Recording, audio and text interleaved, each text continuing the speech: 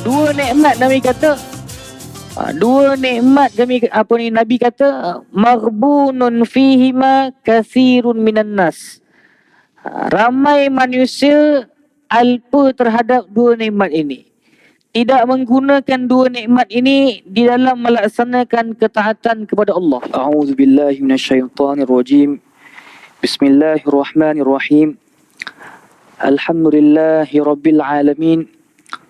Wassalatu wassalamu ala sayyidina Muhammad asyrafil mursalin wa ala alihi wa sahabatihi at-tayyibin wa at-tahirin. Allahumma la sahla illa ma ja'altahu sahla wa anta ya hayyu ya qayyum taj'alul hazna idza syi'ta sahla. Allahumma 'allimna ma jahilna wanfa'na bima 'allamtana wa zidna 'ilma warzuqna ikhlasan niyati fil qawli wal 'amal. Sama-sama kita mohon daripada Allah Subhanahu wa taala supaya Allah Subhanahu wa taala mengurniakan kepada kita niat yang ikhlas dalam kita menghadiri kuliah maghrib pada malam ini. Moga-moga dengan keberkatan niat yang ikhlas, Allah Subhanahu wa taala permudahkan segala urusan kita dunia dan di akhirat. Amin ya rabbal alamin. Assalamualaikum warahmatullahi wabarakatuh. Alhamdulillah kita bersyukur kepada Allah Subhanahu wa taala kerana limpah kurnianya serta inayahnya.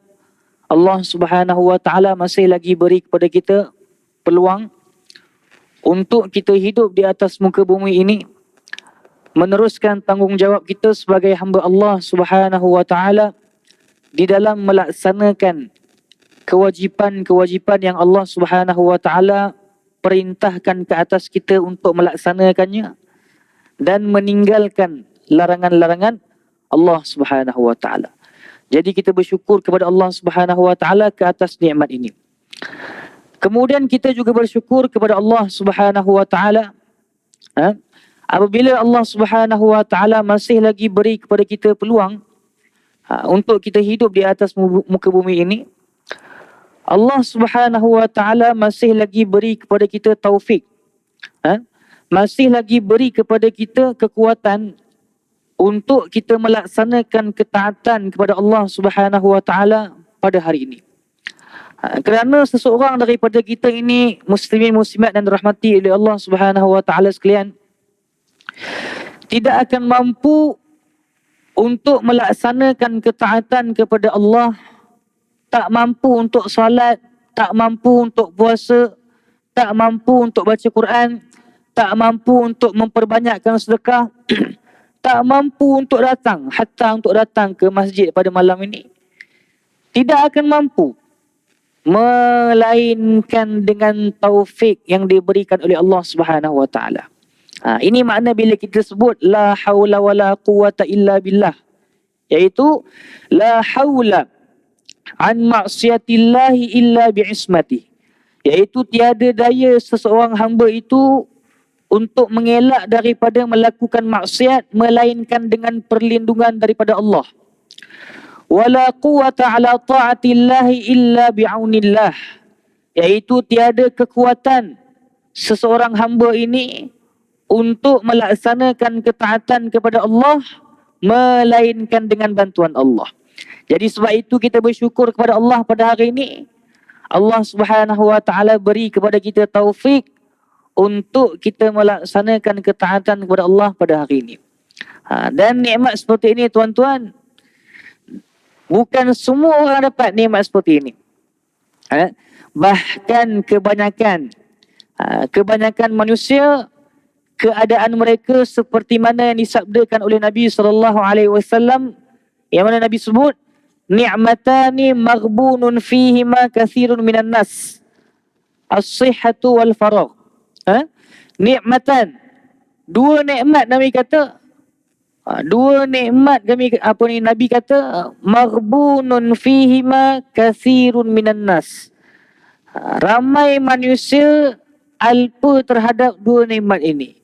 Tidak menggunakan dua nikmat ini di dalam melaksanakan ketaatan kepada Allah. Apakah dia dua nikmat tersebut? As-sihhatu, nikmat kesihatan, wal faragh, nikmat masa lapang. Jadi ramai manusia ada kesihatan, ada masa yang lapang, tidak menggunakan dua nikmat ini di dalam menyibukkan diri dengan perkara-perkara yang boleh memberi manfaat kepadanya pada hari akhirat nanti. Ramai manusia tak gunakan kesihatan yang ada, tak gunakan masa lapang yang ada. Sebab itu kata sebagian ulama, waktu kamu ni, masa ini adalah sesuatu yang paling berharga dalam pada diri kamu. Maka sesuatu yang berharga ni, waktu ni, masa lapang ni, yang mana dia adalah sesuatu yang berharga, sibukkanlah ataupun gunakanlah, habiskanlah waktu yang berharga ini dengan sesuatu yang paling berharga. Habiskanlah waktu yang mana nilainya ini sangat berharga dengan perkara yang paling berharga. Apakah dia perkara yang paling berharga? Iaitu melakukan ketaatan kepada Allah Subhanahu Wa Taala. Bahkan sebagian ulama sebut, cara yang paling baik untuk seseorang itu menghabiskan waktunya adalah dengan dia mempelajari ilmu agama. Jadi alhamdulillah pada hari ini dapat kita berkumpul di dalam masjid ini, mendengar perkongsian ilmu, mendengar tazkirah, mendengar perkongsian ilmu yang mana Nabi SAW sebut dalam hadis tentang fadilat mempelajari ilmu agama ni. Kata Nabi SAW, ya Aba Zar, wahai Abu Zar, la an taghdua fatata'allama baban minal ilmi, kamu berpagi-pagian keluar menuntut satu bab daripada ilmu. Kata Nabi SAW, khairun laka, lebih baik bagi kamu, min an tusalliya al-faraka'ah, daripada kamu melaksanakan solat sunat sebanyak 1000 rakaat. Menuntut satu bab daripada ilmu, kata Nabi, lebih baik daripada kamu melaksanakan solat sunat sebanyak 1000 rakaat. Kalau kita pada bulan Ramadan yang lalu, tuan-tuan, muslimin muslimat dirahmati oleh Allah Subhanahu Wa Taala sekalian, pada bulan Ramadan yang lalu kita melaksanakan solat sunat tarawih sebanyak 20 rakaat. Kan? 20 rakaat. Masa yang diperlukan katakanlah sejam. Sejam itu nak selesaikan 20 rakaat. Kalau 1000 rakaat berapa jam? Berapa jam? Sedangkan menuntut satu bab daripada ilmu 10 minit pun tak sampai. Belajar tentang contoh bab wuduk. Belajar dengan syarahan yang ringkas lah. Kan? 10 minit pun tak sampai belajar satu bab daripada ilmu. 10 minit yang kita guna ni untuk belajar satu bab daripada ilmu, itu lebih baik daripada kita menghabiskan masa berhari-hari semata-mata untuk menyelesaikan solat sunat sebanyak 1000 rakaat. Fadilat yang besar. Fadilat yang besar apabila seseorang itu duduk menghadiri majlis ilmu, mempelajari ilmu agama. Dan fadilat yang besar juga apabila seseorang itu dipermudahkan jalannya oleh Allah Subhanahu Wa Taala untuk menuntut ilmu agama. Dan fadilat yang besar juga apabila seseorang itu Allah Subhanahu Wa Taala memberi kepada dia kefahaman di dalam memahami agama. Nabi SAW sebut dalam hadis, may yuridillahu bihi khairan yufaqihu fid din. Barang siapa yang Allah Subhanahu Wa Taala kehendaki bagi dirinya kebaikan, nescaya Allah Subhanahu Wa Taala akan memberi kepada dia kefahaman di dalam memahami ilmu agama. Sebab apa? Dalam hadis Nabi sebut, barang siapa yang Allah kehendaki bagi dirinya kebaikan, nescaya Allah akan memberi kepada dia kefahaman dalam ilmu agama. Kenapa Nabi sebut seperti ini? Kerana orang yang mempunyai kefahaman dalam ilmu agama, orang yang mempunyai kefahaman di dalam ilmu agama sahajalah yang tahu bagaimana untuk melaksanakan ibadah seperti mana cara yang Allah Subhanahu wa taala perintahkan. Seperti mana cara yang Nabi sallallahu alaihi wasallam mengajarkannya kepada kita. Jadi sebab itu bila orang yang diberi kefahaman dalam ilmu agama, dipermudahkan jalannya untuk belajar ilmu agama, yang mana dengan ilmu agama ini seseorang dapat melaksanakan ibadah, dapat melaksanakan ketaatan kepada Allah dengan cara yang betul, maka disebabkan itulah Nabi sebut orang yang diberi kefahaman dalam ilmu agama ini merupakan tanda bahawasanya Allah Subhanahu wa taala mahukan daripada dirinya itu kebaikan. Nampak? Sebagai orang buat ibadah, betul, buat ibadah, solat dan sebagainya, kan? Tapi pada akhirnya, pada akhirnya ketika mana dia mati nanti, subhanallah al-azim, dia tidak mendapat langsung pahala daripada segala amal ibadat yang dibuat. Kerana apa? Kerana amal ibadat yang telah dia laksanakan itu tidak berlandaskan dengan ilmu. Tidak berlandaskan dengan ilmu.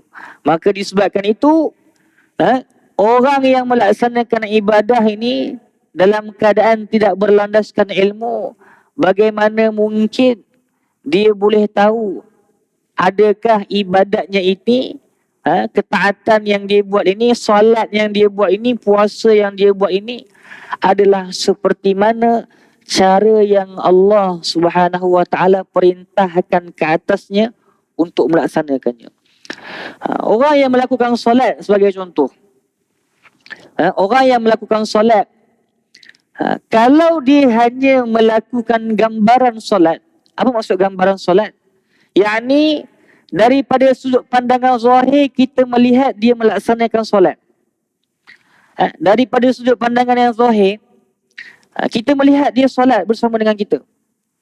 Solat sama kita, rukuknya, sujudnya, duduk antara dua sujudnya, tak ada benda yang dia tinggal, komplit. Komplit. Semua rukun-rukun solat semua dia buat. Jadi daripada sudut zahir dia melaksanakan solat lah, kan? Pada sudut pandangan kita. Tapi pada hakikatnya orang ini dia hanya melakukan gambaran solat saja. Sebab apa? Sebab ketika mana dia solat, dia telah melakukan perkara yang membatalkan solat tanpa dia ketahui. Apakah dia perkara yang membatalkan solat tu? Contohlah. Contohnya ketika mana dia solat,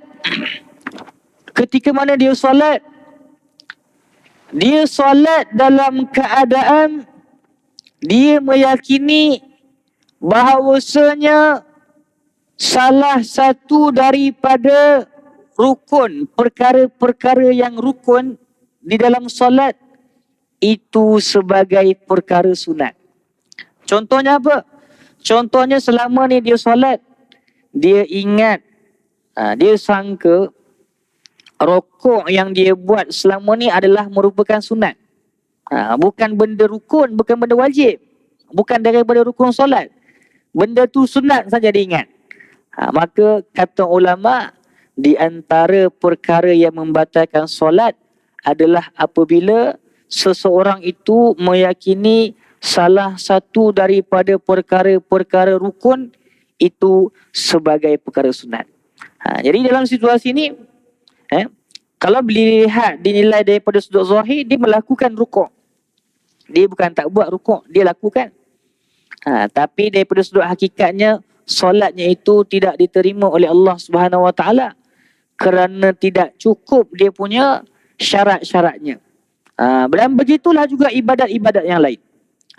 Begitulah juga ibadat-ibadat yang lain. Jadi sebab itu alhamdulillah kita bersyukur. Bersyukur kita kepada Allah.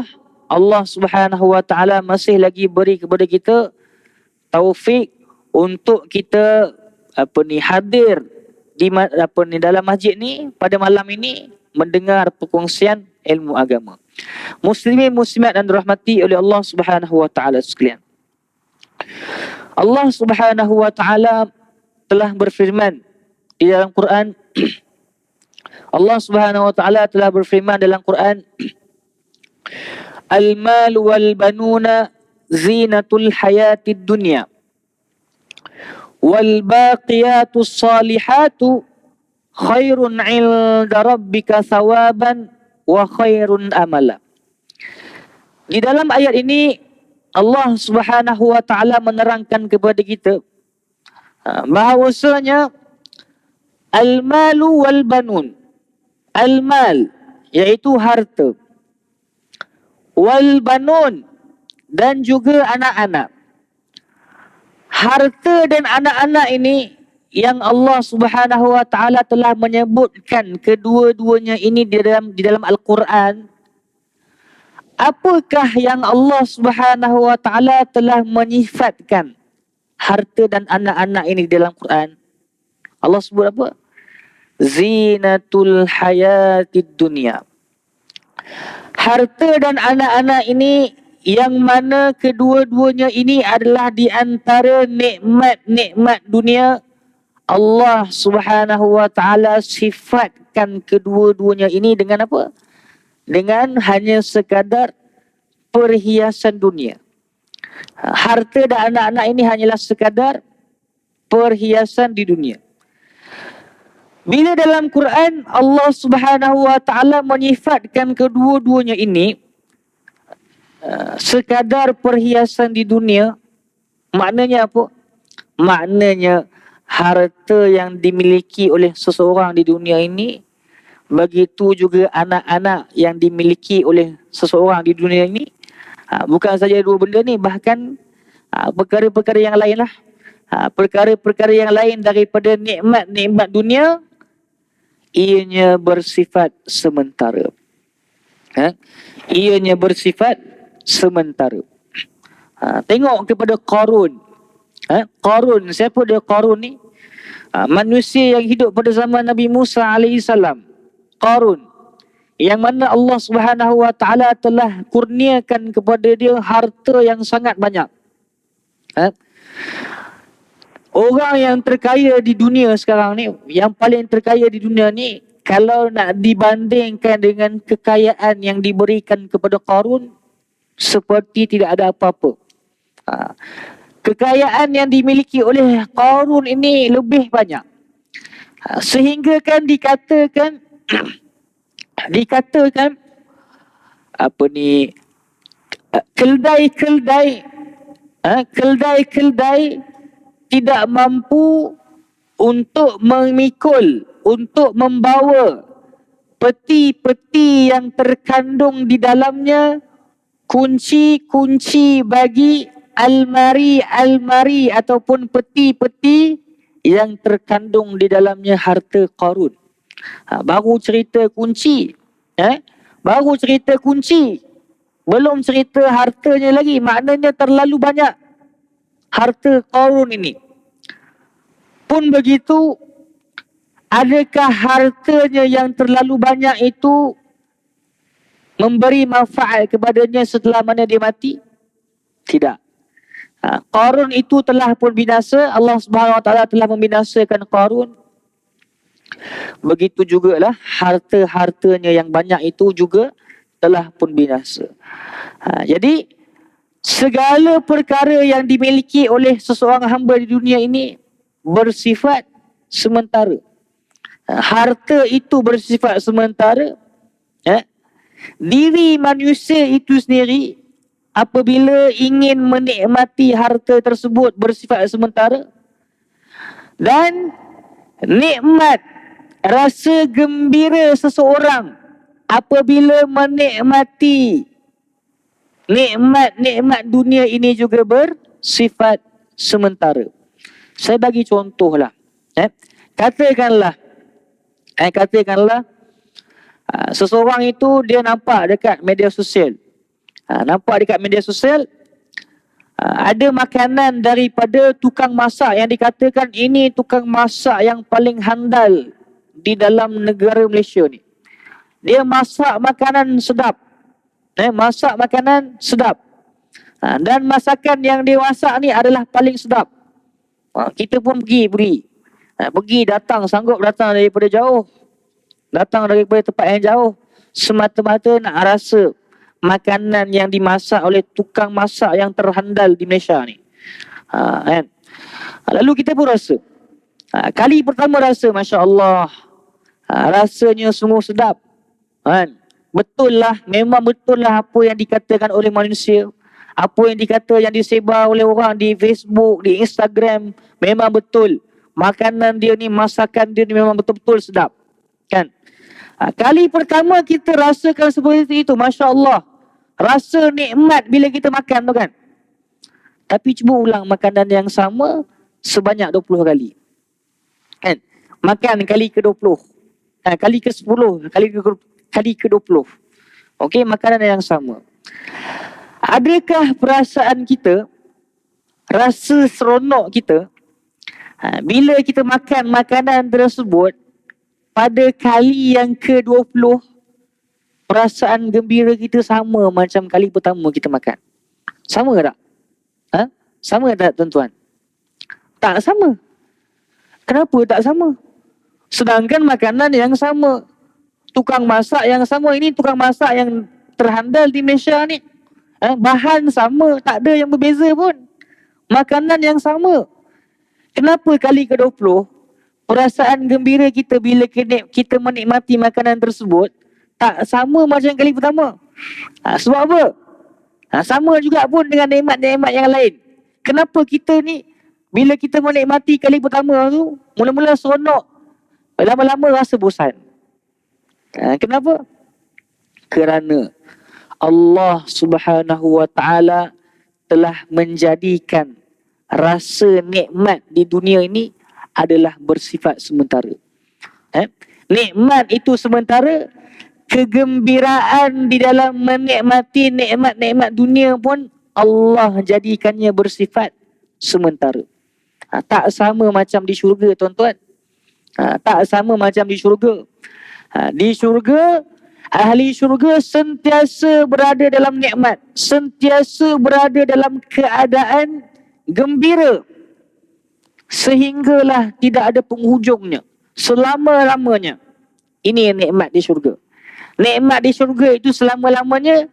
Kegembiraan ahli syurga apabila menikmati nikmat-nikmat syurga, selama-lamanya tidak ada penghujung.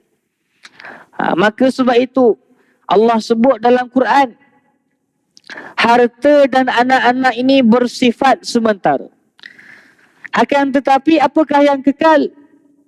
Yang kekal Allah sebut dalam Quran, wal baqiyatus salihat.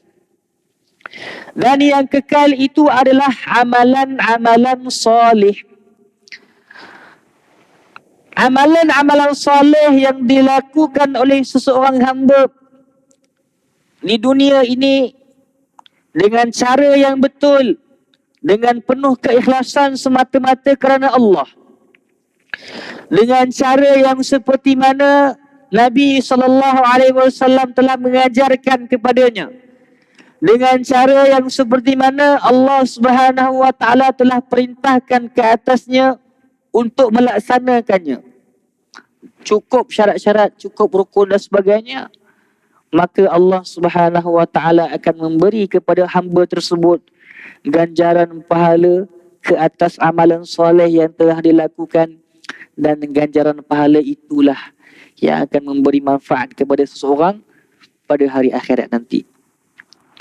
Di dunia ini tidak ada benda yang akan kita bawa bersama dengan kita melainkan apa? Melainkan amalan kita.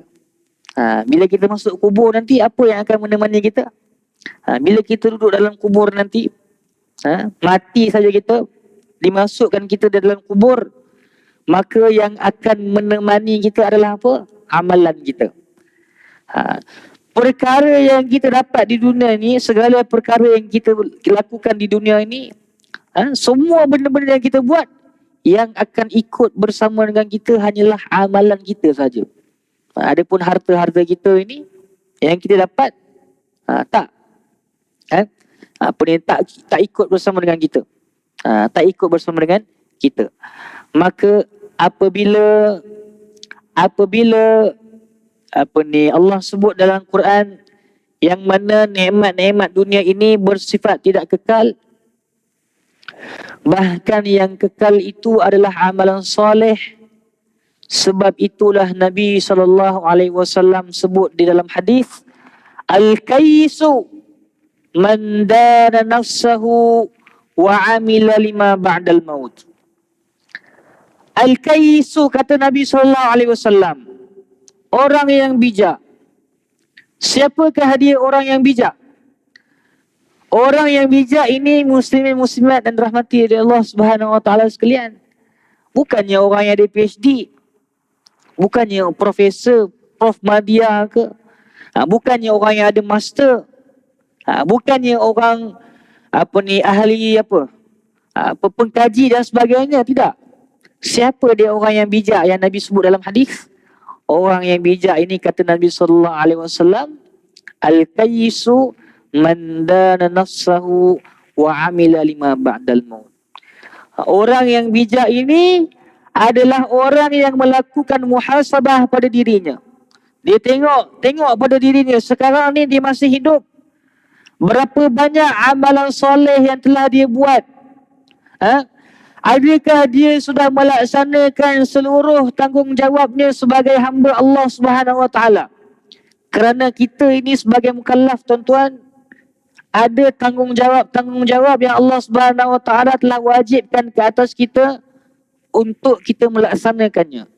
Sekiranya kita tidak melaksanakan tanggungjawab ini, maka kita akan mati dalam keadaan melakukan dosa kepada Allah Subhanahu wa taala. Jadi muhasabah diri. Adakah saya ni telah melaksanakan semua kewajipan yang Allah fardukan? Adakah saya ini telah mempelajari ilmu fardu ain, yang mana dengan ilmu fardu ain tersebut saya dapat melaksanakan kewajipan-kewajipan seperti mana yang Allah perintah? Ini orang yang bijak, dia berfikir, dia buat muhasabah diri. Buat muhasabah diri selagi mana sekarang ni dia tengah masih hidup. Dia masih hidup sekarang ni, maka dia fikir, lepas ni saya nak mati ni, kan? Lepas ni saya nak mati, dan kematian itu satu perkara yang pasti, betul tak? Satu perkara yang pasti. Tak kira mana umur, kan? Tua ke, muda ke, remaja ke, tak kira, semuanya akan mati. Dan setiap daripada kita ini tak tahu bilakah kematian itu datang. Allah sebut dalam Quran apa? Allah sebut dalam Quran, wa'bud rabbaka hatta ya'tiyakal yaqin. Lakukanlah ibadah kepada Allah Subhanahu wa taala. Beribadahlah kamu kepada Allah Subhanahu wa taala sehinggalah datang kepada kamu al-yaqin, iaitu kematian. Dalam ayat ni Allah namakan kematian itu sebagai al-yaqin kerana kematian ini adalah satu perkara yang pasti akan berlaku. Jadi kematian ni pasti akan berlaku, tuan-tuan. Maka orang yang bijak itu dia muhasabah diri. Muhasabah diri. Sebelum saya nak mati ni, adakah saya sudah melaksanakan seluruh tanggungjawab saya sebagai hamba Allah? Kita ni mukallaf. Bila kita hidup di dunia ni, bukan hanya kerja kita sebagai hamba Allah, datang ke masjid, solat solat fardu, lima waktu sehari semalam, kemudian balik. Kemudian pada esok hari pergi kerja, dan waktu pagi pergi kerja, waktu petang balik. Kemudian apa lagi? Bukan itu saja. Bahkan kewajipan yang paling besar yang Allah Subhanahu wa taala wajibkan ke atas kita sebagai seorang hamba adalah apa? Mempelajari ilmu, iaitu ilmu fardu ain. Sebab itu Nabi SAW sebut dalam hadis, talabul ilmi fariidatun ala kulli muslim. Mempelajari ilmu agama, yakni ilmu fardu ain, Ia merupakan satu kewajipan ke atas setiap orang Islam. Jadi kehidupan kita sebagai seorang mukallaf di dunia ini, jangan kita hanya sangka, okey, jangan kita hanya sangka, oh saya ni hamba kepada Allah, maka yang perkara-perkara yang saya hanya laksanakan hanyalah inilah solat, puasa, itu saja. Tidak, bahkan sekiranya ada di antara kita yang tidak mempelajari ilmu fardu ain lagi, maka wajib ke atas dia untuk mempelajarinya. Jadi dalam hadis Nabi sebut, orang yang bijak adalah orang yang melakukan muhasabah pada dirinya, kemudian apa? Kata Nabi, wa amila lima ba'dal maut, dan dia beramal untuk setelah mati. Ini orang yang bijak. Dia tahu dia hidup di dunia ni sementara. Dia akan mati bila-bila saja. Dan dia tahu bahawasanya ganjaran syurga yang Allah Subhanahu Wa Taala sediakan pada hari akhirat nanti, ganjaran syurga ini bersifat selama-lamanya, kegembiraan selama-lamanya. Tidak ada langsung kesedihan, tidak ada langsung perkara-perkara yang merimaskan dia. Kalau kita di dunia ni, lalat datang pun kita rimas, betul tak? Lalat datang, kita tengah makan, lalat datang hinggap, kita pun rimas seperti itu. Hatta yang sekecil-kecil perkara seperti itu tidak ada di syurga. Tidak ada di syurga. Jadi sebab itu orang yang bijak dia mendahulukan amal soleh ke atas nikmat-nikmat dunia. Nikmat umur yang sekarang ni, dia masih lagi hidup, dia memanfaatkan peluang umur yang ada ini dengan melakukan ketaatan kepada Allah, dengan melakukan amal soleh, memperbanyakkan amal soleh, kerana dia tahu bahawasanya inilah yang akan memberi manfaat kepada dia, dan inilah yang menjadi bekalan bagi dia ketika mana dia di akhirat nanti. Setiap hamba akan mendapati nilai amalan soleh yang dia lakukan ketika mana dia masuk syurga nanti. Bila masuk syurga nanti, dia melihat nikmat-nikmat yang Allah Subhanahu Wa Taala sediakan, maka ketika itu baru dia tahu, oh inilah nilai amalan soleh yang telah saya lakukan ketika mana saya di dunia. Jadi sebab itu muslimin muslimat dan rahmati oleh Allah Subhanahu Wa Taala sekalian, bila kita melihat para ulama, orang-orang soleh, para anbiya alaihi wassalatu wassalam, di dalam kehidupan mereka ini, nikmat hidup yang dikurniakan kepada mereka, mereka telah memilih untuk memenuhkan peluang umur yang ada di dalam melakukan ketaatan kepada Allah. Kalau kita tengok para anbiya kan, ulama, orang-orang soleh, orang-orang yang zahidin, orang-orang yang berzuhud ini, mereka memilih untuk hidup di dunia ini, bersifat sederhana, tidak mahu menyibukkan diri dengan perkara-perkara dunia. Bahkan mereka memilih apa? Untuk menyibukkan masa mereka ini dengan perkara-perkara yang memberi manfaat kepada mereka pada hari akhirat. Sebab tu tak pelik kan, kita tengok sebagian orang soleh, tak ada pun sibuk, dia sibuk beribadat saja, sibuk mengajar manusia, sibuk ini, sibuk itu. Kenapa sampai begitu sekali? Kan? Kenapa sampai begitu sekali?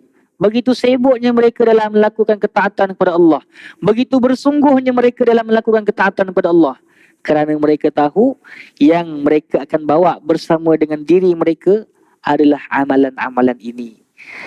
Jadi sebab itu juga kita melihat mereka ini beristiqamah, sentiasa beristiqamah melakukan ketaatan kepada Allah Subhanahu Wa Taala.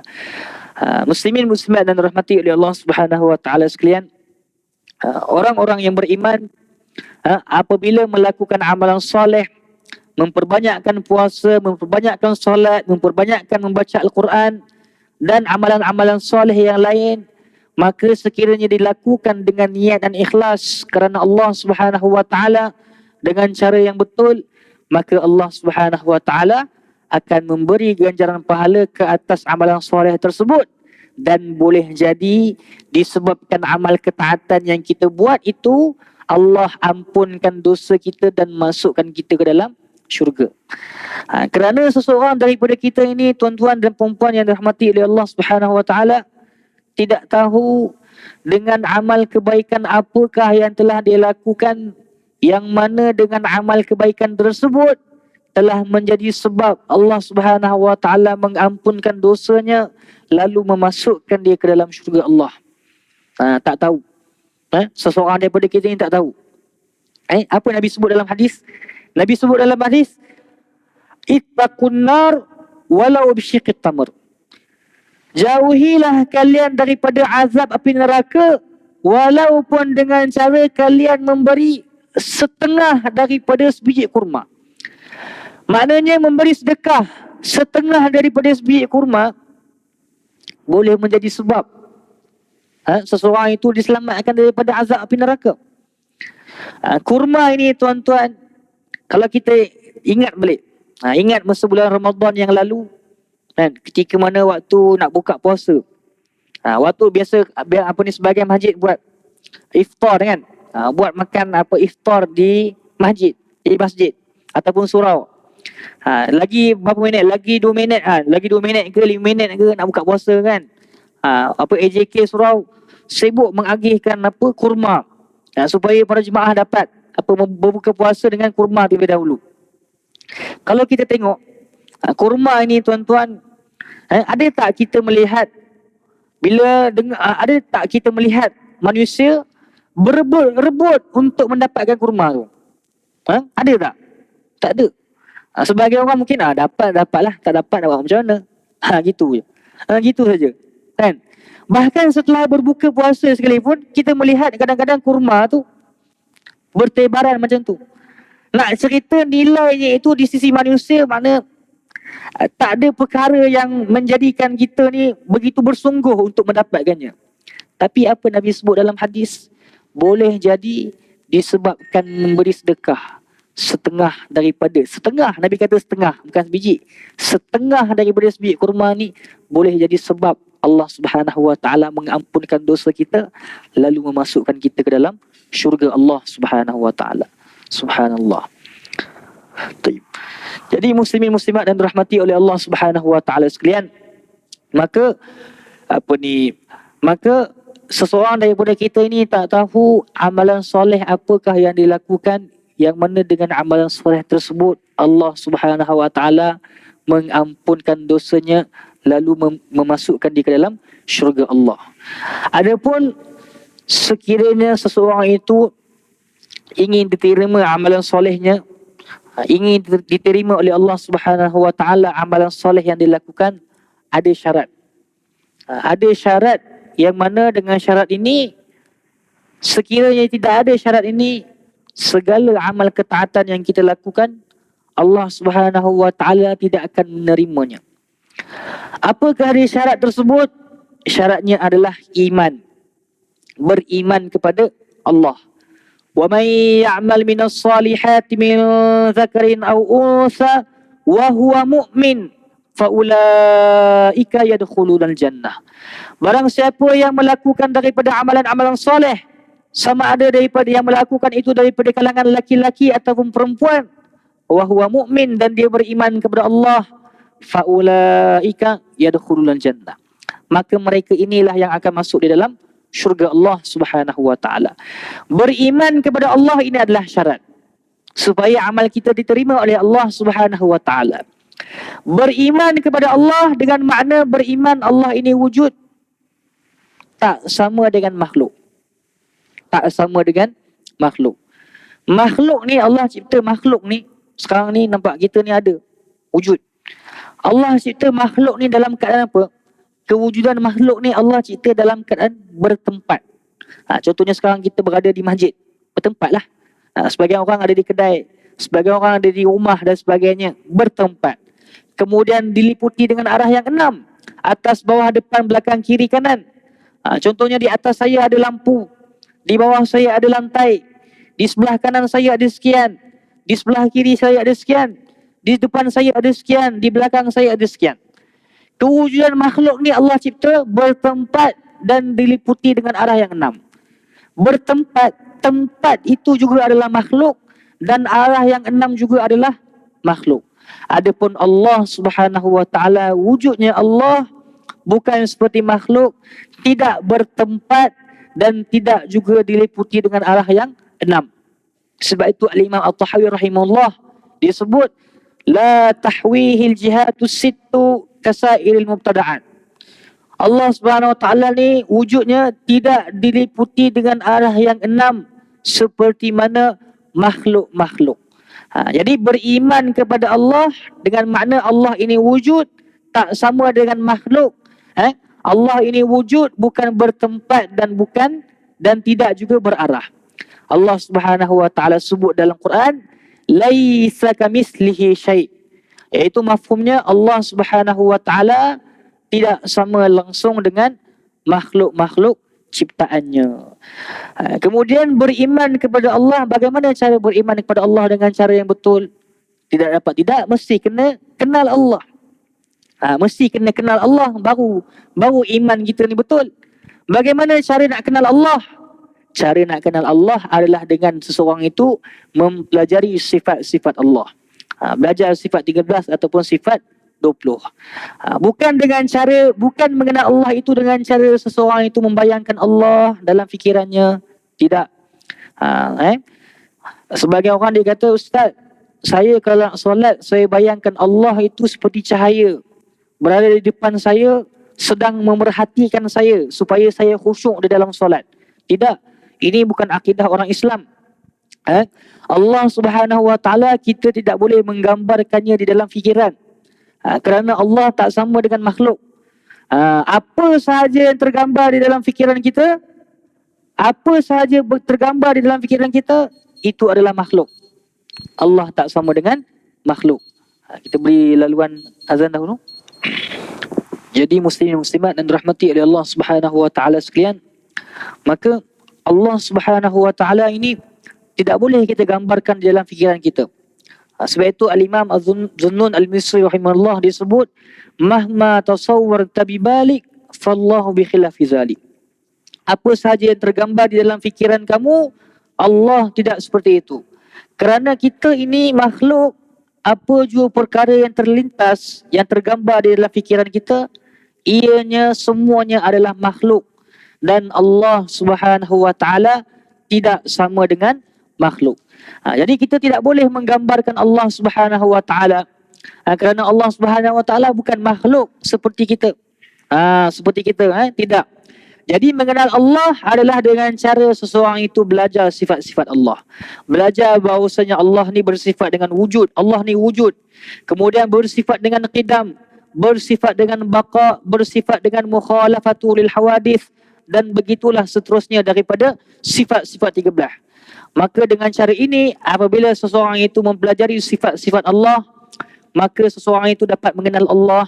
Apabila mengenal Allah, barulah dikira bahawasanya imannya itu sahih. Apabila imannya itu sahih, barulah amalannya itu diterima oleh Allah Subhanahu wa taala. Sebab itu Imam Ghazali sebut la tasihhul ibadatu illa ba'da ma'rifatil ma'bud. Tidak sah amal ibadat yang dikerjakan oleh seorang hamba melainkan setelah mana dia mengenal Tuhan yang disembah.